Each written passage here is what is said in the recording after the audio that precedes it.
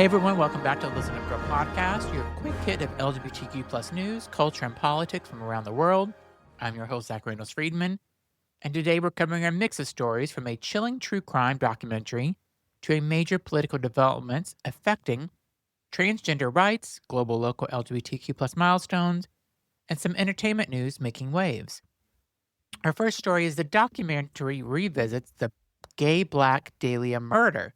A new documentary is revisiting one of the most disturbing unsolved crimes in queer history.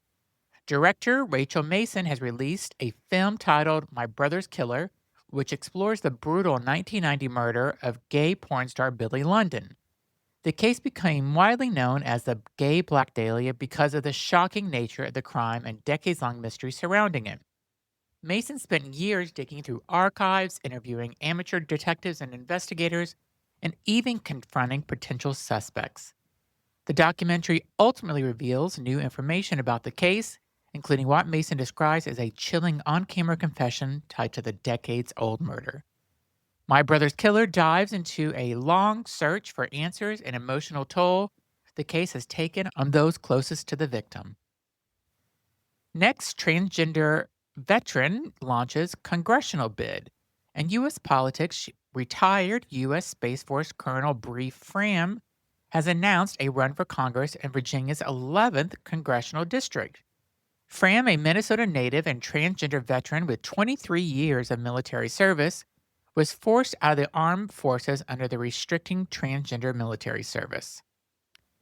Now she's entering the political arena. Fram says her campaign is not about identity politics, but about defending democratic values. She said, I am not running on a platform that is about identity. I'm running on a platform that's about service and character, protecting strong democracy, including our basic rights, particularly freedom of speech and freedom of assembly.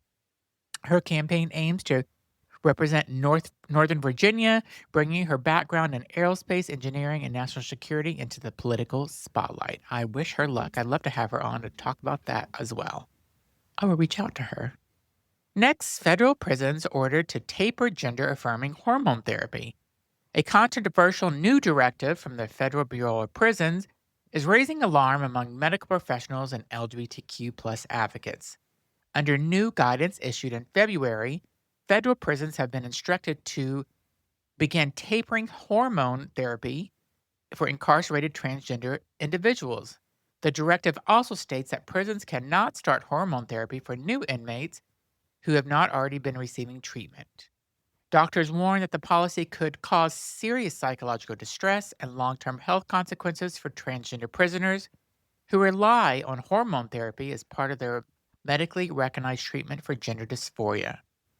The move allows a January 2025 executive order from the Orange convicted felon that restricts federal funding for medical treatments intended to align a person's physical characteristics with gender identity different from their sex assigned at birth. Medical experts say the policy appears to conflict with established standards of care for treating gender dysphoria. Next, we have Buttigieg criticizes the Orange felons administration. Former U.S. Transportation Secretary Pete Buttigieg is speaking out. During a public conversation with Birmingham, Alabama, Mayor Rayo Woodfin, Buttigieg criticized what he called corruption within the convicted Orange felons administration and the conduct of immigration enforcement agents. He made a pointed remark about political influence in Washington. Buttigieg says, if you want policy to change, if you want this White House to take care of you, actually, it's surprisingly easy. Take $1 million and donate it to the ballroom they're building in the East Wing. His comments have sparked discussion online about political fundraising and government priorities. Next, anti-trans law impact medical care for child. A family in El Paso, Texas, says new anti-trans laws are affecting their child's access to medical care, even though the child is not transgender. Gabriel Jones Raddick says that she plans to move her family to New Mexico so her 7-year-old daughter, Frasia, can enjoy receiving puberty blockers to treat Barnett-Bidell syndrome, a rare genetic disorder that has caused early puberty. The case highlights concerns from doctors and advocates that legislation being transgender healthcare could unintentionally impact other patients who rely on similar treatments. Now we go to Billie Eilish and talks for the Bell Jar film. In entertainment news, Billie Eilish may soon be heading onto the big screen. The Grammy winning singer is reportedly in talks to star in a film adaptation of Sylvia Plath's classical novel, The Bell Jar. According to reports, Eilish would play Esther Greenwood, a young woman navigating identity, mental health, and societal expectations in 1950s New York.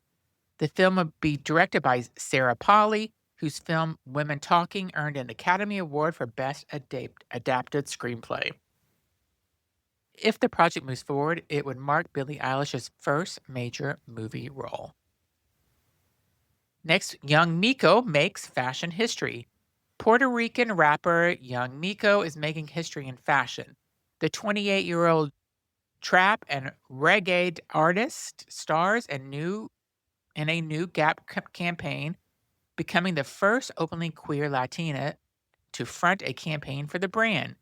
The Spanish language campaign features Miko performing her track What's Up alongside 26 dancers wearing Gap sweats. In an interview with Elle, Miko spoke about the importance of visibility. She said representation matters now more than ever, adding that she hopes her work helps make the world a better place. Next, we have a major LGBTQ plus ruling in Europe. In a landmark decision, the European Court of Justice has ruled that Bulgaria's ban on transgender people changing their gender mark on birth certificates violates European law. The court has said mismatch between a person's gender identity and official documentations could interfere with freedom of movement within the European Union. The ruling means the EU law takes precedence over the national law in this case. And then in Ukraine, recognizes same-sex couples as family. In another historic moment, Ukraine's Supreme Court has recognized a same-sex couple as a family for the first time. The case involved Zoran Chris and Thamar Levchuk, who have lived together since 2013 and legally married in the United States in 2021. After the Ukraine government refused to recognize their marriage, the couple challenged the decision in court. The ruling now acknowledges them as a family under Ukraine law, a major step forward for LGBTQ recognition in the country. I love news like that. And our last story is Dublin Pride announces 2026 dates. Dublin Pride has announced the dates for its 2026 festival. The celebration will run June 24th through the 28th and is expected to draw more than 100,000 people to Ireland's capital. Each year, the festival combines protest, celebration, and community events focused on diversity and inclusion. Sounds like a good time. And that's it for today's Listen Up Girl LGBTQ News Roundup. If you enjoyed this episode, make sure you subscribe, leave a review, and also share it with someone who wants to stay informed about LGBTQ plus stories that are shaping the world right now. I'm Zach Randles-Friedman, and I will be back tomorrow with more LGBTQ news. Thanks for listening.